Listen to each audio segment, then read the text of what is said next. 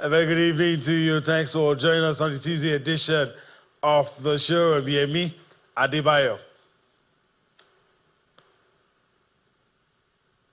What a greetings to you wherever you are in the world watching us. In London, I'm Austin Okonapan. All right, on a special day like this, we will talk about, well, the impending upcoming friendly between Nigeria and Portugal. A big friendly, big game on our hands. We'll talk about that. We'll also talk about what is going down here in Nigeria. Talking about the women, the NWFL Super 6. We look at the table after match day 2. Then, of course, we talk about arguably the biggest sporting event on the planet just a few days before the start of the football fiesta. Some call it the Mundial. We call it the FIFA World Cup. That's the outlook of the show tonight. And, of course, we'll not be doing the talking alone. We have lined up guests who will be sharing their thoughts and talking to us as well. But first, let me introduce our guest in the Lagos studio. He joins us tonight. Kehinde Idris joins us on the show tonight. Kehinde Idris, as always, it's good to have you join us on the show. It's always good to be here. Fantastic day also, a day 2. That much talked about friendly Nigeria, Portugal, and then also, the FIFA World Cup is just upon us. Now the fever sets in. Probably club football overshadowed it for a while, but since that had ended with the Champions League, everybody has now focused on the FIFA World Cup. And yes, it's kicking in. It's kicking in. And I have a feeling that we've still not been hit yet. After match day 1, probably match day 1, day 2, the entire world will be tuned in. But already we can see how fans are turning up around the world. Even countries that do not have their team represented, 100%, are turning up. I agree. All right, let me allow Austin set the ball rolling. Like I said, we have guests lined up who will be joining us shortly. But of course, the conversation in this first segment will be around the Super Eagles of Nigeria and, of course, the friendly against Portugal. Yeah, when it's the Super Eagles, then you should expect it to generate some conversation because Nigerians love their football. Yes, we will not be at the World Cup, but when the Super Eagles are playing, Nigerians are still interested. Let's welcome Ayoti. Ayoti was on the show to preview Nigeria, Poland versus Nigeria. And Ayoti said it was going to end 2-2. Ayoti, good to have you again on Sports Tonight. Yes, good evening, Austin. Good evening, Yemi. Thank you for having me. Always a pleasure. Okay, good to have you on the show. And right here in London with me, Calvin Oka. He's the publisher, aclsports.com. Calvin, it's good to have you on the show. Thanks for having me, Austin. Awesome, Calvin. Let's go to the gentleman in Canada, Ayoti. Made a bold prediction, said it was going to finish Poland 2, Nigeria 2. Ayoti, what are you expecting, Portugal versus Nigeria? Look, Austin, now that you've reminded people of that, everybody is going to be looking to what I have to say about this. But I'm expecting a very interesting game, a tense affair. I think the Portuguese side will come out with a lot of confidence and quality. This is their final preparation match for the World Cup, so they would want to field a team that would be similar to what they would, field in the tournament proper. I think it's going to be very interesting. Again, I'm still relatively sad and disappointed that we don't have Victor Osimhen and Ademola Lookman featuring for the Super Eagles in this game. But nevertheless, it's going to be an exciting encounter. The Super Eagles are looking for revenge after that last, encounter, or the one encounter we've had against the Portuguese. It's going to be an interesting game. I'll save my prediction for later, though. I know, no, don't be in a rush, Octopus IoT, call you now. Calvin, this sort of game, if we were going to the World Cup, we'll say, we'll check strategies, we'll check tactics. For Eric Shell and his Super Eagles, and you, the fans, what's this game all about? Austin,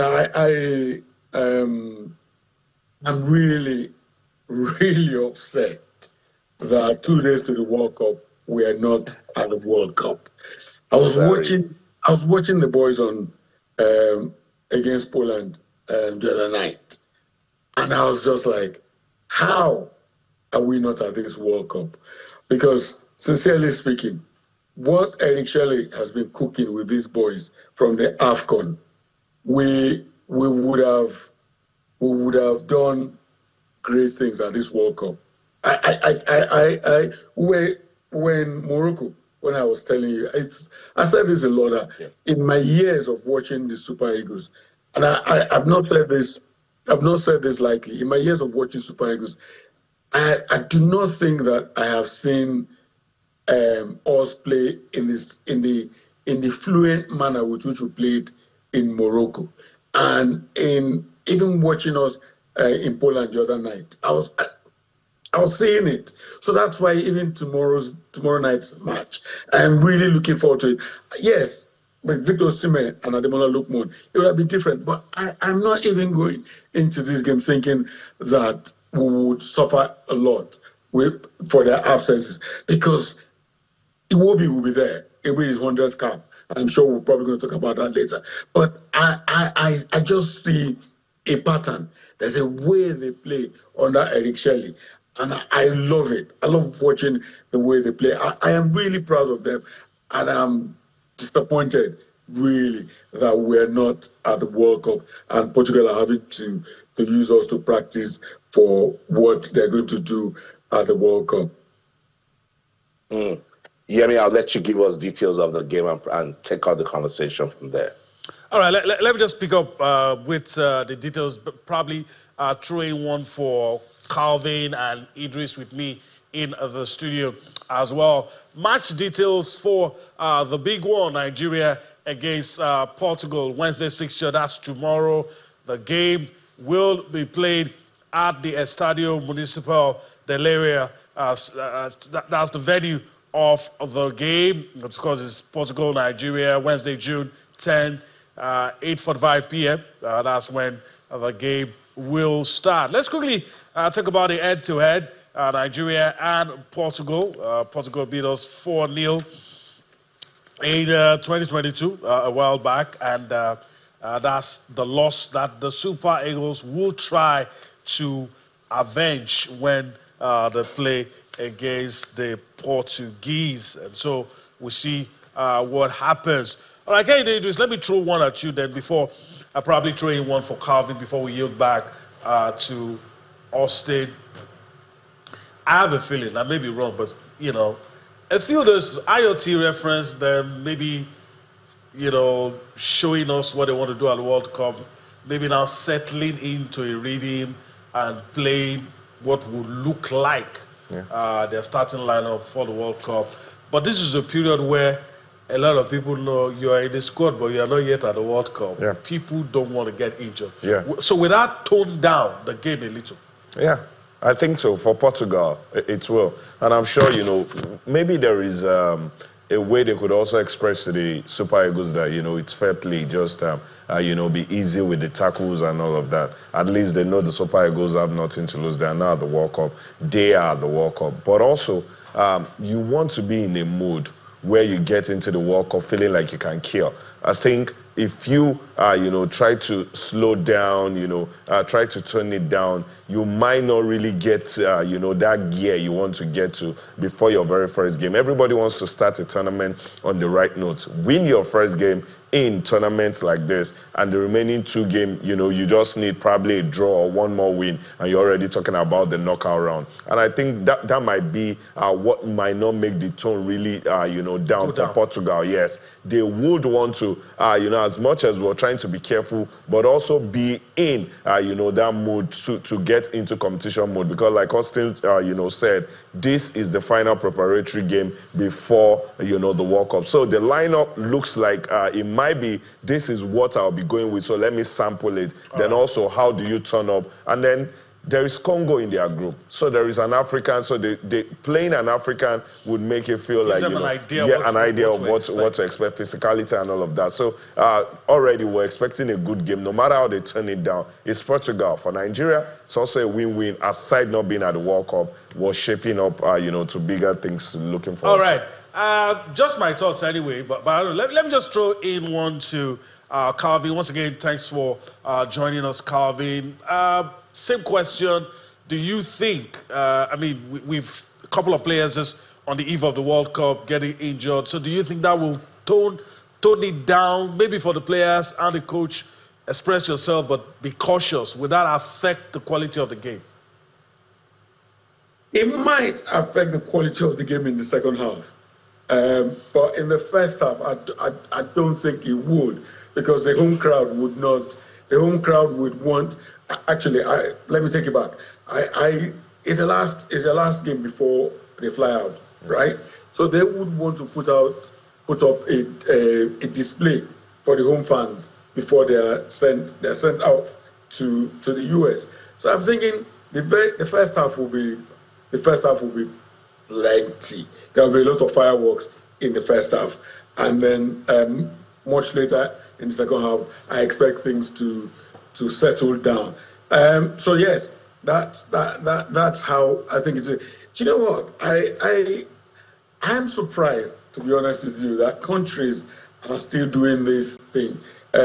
Portugal are playing Nigeria because they have DRC in their group.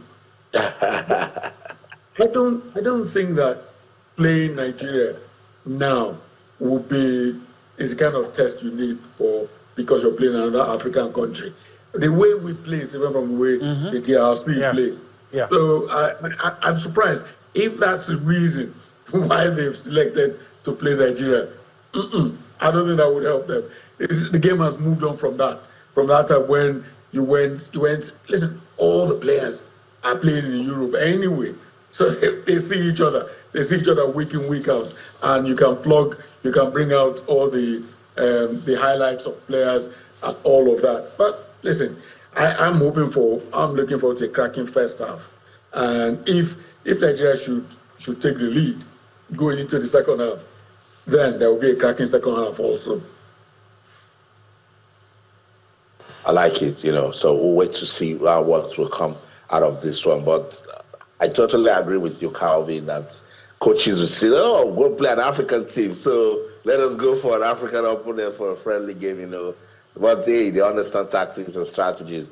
IoT, that first game, when we saw the lineup, particularly with the surprise inclusion of Abdoulaye Bewene, we asked questions, and then the guy was impressive. Do you want to see that same lineup against Portugal? I would not go with the exact same lineup. We now have the luxury of having Alex Iwobi come into the squad. He wasn't in the Poland game. But I think that for a game like this, Eric Schell knows that despite it being a friendly, there's still the expectation of Nigerian fans to put up a good showing. It's not all about winning. It's about building a team and building your culture and continue to build your identity. But you also do not want to go there and lose effortlessly. So I think he will go what he deems to be his strongest possible 11. You mentioned Abdoulaye Bewene. He's looking like the only available right back in the squad. So he will probably get a start. And I'm really looking forward to that one, because this is a young player who many would say not particularly earn his initial call-up. But we know that sometimes opportunities just drop in front of you and you have to be ready to take the opportunity. And he took his chance very, very well against Poland. So I'm looking forward to seeing what he can do against maybe a Conceição, who might play from the left, or maybe Felix playing from the left of the Portuguese attack. It will be very interesting, but I think Eric Schell has to go with his strongest possible 11, and then in the second half, he can make changes. We'll see. But I hope the team doesn't go like this or like that for Abdoulaye Bewene, because I know Nigerians, they will forget all the good things he did against Poland. Eric Schell and Wilfred Ndidi, the captain of the Super Eagles, they've been talking about this game against Portugal. Let's listen to them. Yes, it will be a very good test for us. We made the first test against Poland, and Portugal is a great team, a massive team with big players as well.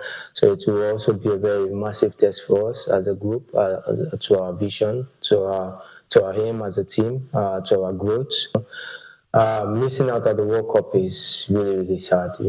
Everyone can say that. But as I said earlier, the aim is not just to beat ourselves on what we've missed, is to actually look forward to the bright future and what we can actually achieve together as a team. He has brought in a great philosophy, and you see the way we performed at the AFCON. Yes, we couldn't, but it was exciting, So, and this is a positive thing, and the mindset also is very positive going forward. And we look forward to everything, every training, every game, like game by game, try to improve, So we learn both when we win, when we draw, when we lose, we keep learning. There's so much confidence in the team with our philosophy. We believe in ourselves. We don't care who we're playing, even if we're playing the likes of the biggest countries in the world. But the most important thing is we as a player, we as team, which is very important. And we look forward to taking our philosophy and our strategy, everything to the game. We play against a big team.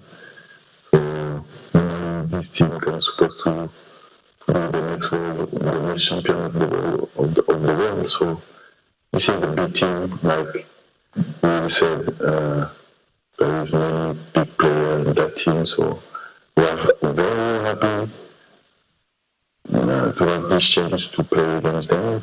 So this is a big game for them and for us. So my only question is now is to stay focused about my players and like you said, about the philosophy and the way that we want to play this game.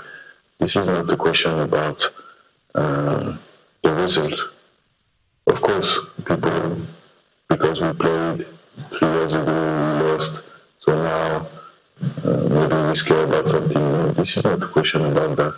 The most important thing, the most important goal in objective is to improve at every game. So we have to come that in that game with a great state of mind and our philosophy, of course. We took